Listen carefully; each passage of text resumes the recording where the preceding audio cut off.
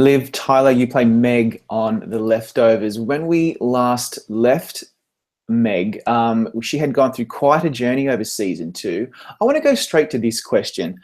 It's really interesting that the show became a little lighter in tone in season two, but Meg became much darker. It was a real contrast. Talk us through that transition from confused and lost in season one to menacing and calculating in season two. It's so funny. I was looking through some of your questions and I was trying to get myself into the headspace of Meg and The Leftovers and trying to think of how I could articulate it all for you. And it's interesting because I've had a real personal sort of journey myself in playing Meg, and it is such a complex world, and a world with so many different roads and twists and turns, and for a long time I was always, I think, like the audience, trying to figure that out and what was going to happen next. And I would write to Damon and say, wait, but I don't understand, and why am I doing this, and why am I doing that? And so I was a little bit more tortured in the first season as Meg was going through all of those changes and kind of trying to figure those things out in herself. And then by the time we got to the second one, I felt just like completely liberated and let go. And the first scene that I had to film was the scene when I kidnap and rape, or whatever I do, with Chris Zilka. And that was really, I had just had a baby and I was just going back to work, and I was like, oh boy, I don't even know what to say or what to do. And I kind of learned to not ask so many questions, in a way, to just completely trust Damon and trust the storytelling and trust in this sort of thing that's kind of bigger than me trying to understand it. I don't know if any of this is making sense. It does. I had like a total letting go, and I feel like Meg had that in some kind of a way too, like where she definitely found her power and was playing around with that in a way, seeing how far she could get. And she's quite fearless, I would say, at that point in season two. And that a lot of the traits that Meg has are so beyond anything that I can relate to myself, and they're super out of my comfort zone. So I oftentimes try not to think too much. Like normally as an actress, I love to study and really get quite deep into the understanding of the character and why I'm doing things. And with Meg, it's the opposite. The more I think, the worse it is. And the less I think and I just sort of jump off the cliff and go with it, the better it is, in a way. Yeah, that makes a lot of sense. And the episode you're talking about is Off Ramp, when Tom has infiltrated the guilty remnant and tries to get people to escape, and Meg captures him and then sexually assaults him. I can't believe they threw you in that scene for your first scene back after having a baby. That is heavy. That's heavy stuff. So, I mean, talk us through working with Chris on that scene. I mean, it caused a lot, not controversy, but there was a lot of coverage about the episode when it aired on HBO.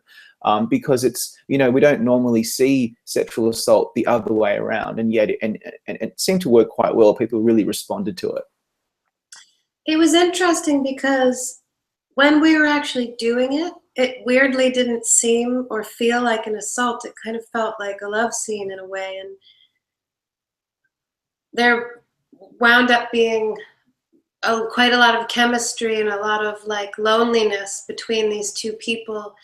And it was very animalistic, and just it didn't feel nearly as creepy as it seemed on the page. I was really worried about how that would come across and what it would mean. And then when it was sort of happening, it took on a life of its own in a way. And it was like something that he kind of needed and she needed too. And I thought it was interesting how it drove him to have that sort of obsession with her and to go looking for her and looking for that feeling. And then you could sort of see little inklings that she might have felt something too, but then she would really fuck with him in the way that she would start and stop that. And it was all so, it's like typical sort of Damon. It's so complex and layered, and just when you think you have it all figured out, you don't at all.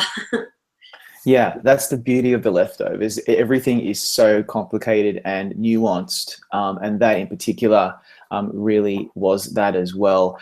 Meg's other main episode last season was 1013, the penultimate one. It was a pretty good one for you because we got to go back and revisit, or at least understand Meg's past. And it starts with that really great scene with her mum, with some key dialogue about how relentless she is, especially when she has a cause. And that's what the episode really becomes about.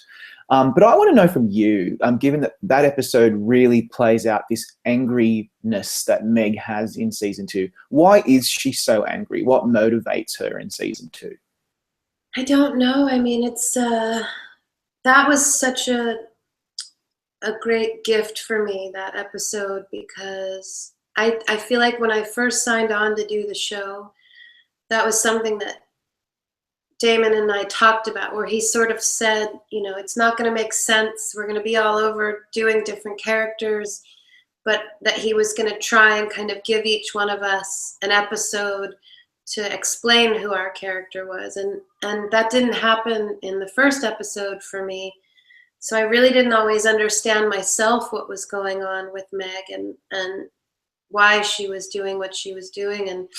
And then that came right at the very end of the second season, and I really wasn't expecting it. It's not like at the beginning of the season he sits us down and tells us this is going to happen. We're kind of waiting as the scripts together.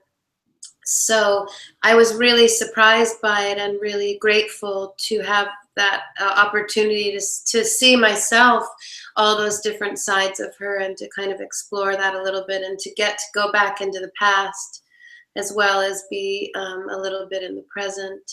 And it's funny because anger is the one emotion as a person that I'm not an angry person. I very rarely, like, you have to really piss me off to make me really angry. But somehow in playing Meg, even in the first season, there was these little glimmers of just this like deep rage that would come out. And I think Damon saw that, and he kind of just continued to push it, like push that button in me. And it was scary because it was something that didn't feel comfortable doing. But so, yeah, there's definitely a lot more of that. And then just, there's things all the time, like when I sort of stoned the guy at the what do you call it? The Guilty Remnant sort of camp towards the end. The compound, yeah. There's so many things that I couldn't understand why she was making those decisions. And so I'd ask him, I'd ask the director. And then I just really went into the kind of pure joy of getting to play this kind of bizarre, wonderful, crazy person, and enjoyed trying not to figure it out sort of too much, I struggled to always understand the Guilty Remnant, and I asked a lot of questions to Damon and to Tom, like, well, why are they smoking, and why can't I talk, and why are they doing this, and well, what do they believe in? Do they really not do anything all day? I'm always trying to figure it out, like what's the kind of core of it. And I suppose it's a sort of surrender and an acceptance that the world is over as we know it, and that they're surrendering to that in some way. And then Meg takes it to a whole other level. But I'm looking forward to seeing like where we go with all of that this time. As am I, and probably every single other Leftovers fan. So they've started shooting in Austin. You were there last week. I know you can't tell us everything, but can you give us anything at all that we can hold on to until the show premieres? Blow my house up. There are people waiting with guns. But it was so amazing to see everybody, and just get right back into that world, and there's like a lot of things that are the same, and then quite a few changes that I was like, oh, wow. Oh, okay. It's so interesting, the work that Damon's been doing. I really admire it and respect it, and enjoy I enjoy the process of waiting for the scripts to come to read them, just as the fans do, waiting for the episode to come to watch, you know. That must be one of the main attractions, I guess, of working on a series like this. You've done so much film work. You know, you debut in Stealing Beauty, your really iconic work in Lord of the Rings, and now this, and lots of other projects. Can you pinpoint what it is about TV, especially on cable and perhaps maybe even on streaming services, that is attracting a lot of high-profile actors and cast and crew to kind of sign up for it? Well, now it's all just kind of one thing, isn't it? It used to be really different. I can remember about, I want to even say it was like 7 years ago, or, you know, starting to see the things that HBO was doing and paying attention to. I mean, in Europe, TV's always been great. Like the BBC, and in England, like TV and movies were always kind of the same thing. But in America, it wasn't always like that. And I remember reaching out to my agents and stuff and saying that I was interested in those kinds of shows, and they were like, well, sort of pushing me that we'd have to develop something for me, and I that's not what my heart wanted. My heart always wanted to find something like The Leftovers, where I got to be a part of this incredible, like, you know, world and group of people, and being part of an ensemble. So I was really looking for that for a long time, and I would think about things like Twin Peaks and David Lynch and kind of the Twilight Zone, and like, I didn't really want it to make sense and be a normal show. But I thought maybe that won't ever happen, or maybe people aren't making shows like that. And then The Leftovers came along, and I reached out to my people. I fell completely in love with Meg, but there was only one scene of her in the pilot. She definitely wasn't the main female character. And I asked if I could go in and meet and read for it, because I think they didn't see me in that role at all. In the original script, it said she was like a 27-year-old redhead, which I thought was, oh my God, my cold, sorry, my nose is running. That's all right. Everybody's gonna think I'm a cokehead like Meg. That's very cool. Yeah, so that was something I really was excited to kind of get to be a part of. And now television's just completely exploded through the roof. And I think that people are getting to do some of their best work in television, and certainly storytelling wise, it's an incredible way to be able to tell these really interesting stories that I don't think people are really getting to do in movies in the same way right now. Yeah, I think that's really true.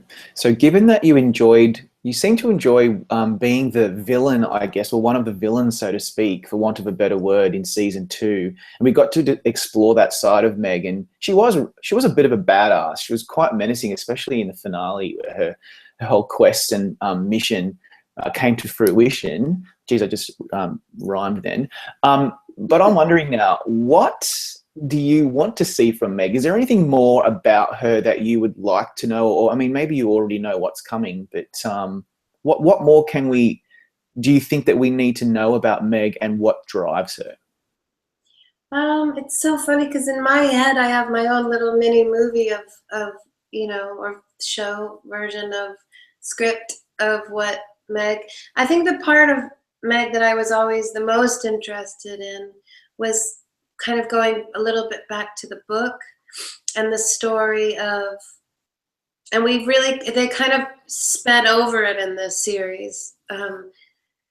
We didn't get to see too much of it, but that's sort of who that woman was, that vulnerable woman who was joining this cult, and what she was going through in her relationship with Laurie. And that whole process I found really interesting in the book, and it was something that I always wanted to sort of understand more. But then we went to a whole other place. So I don't know.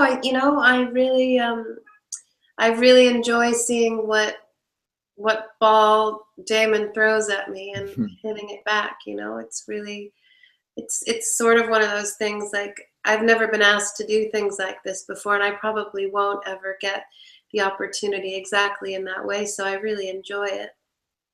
Yeah, absolutely. Well, we are looking forward to finding out more of these mysteries, and we look forward to seeing you in season 3. Thank you, Liv, for your time. We know you've been unwell, you're heavily pregnant, and you're a real trooper for doing this. We appreciate it. Thank you. Thank you so much. It was nice to meet you. Too.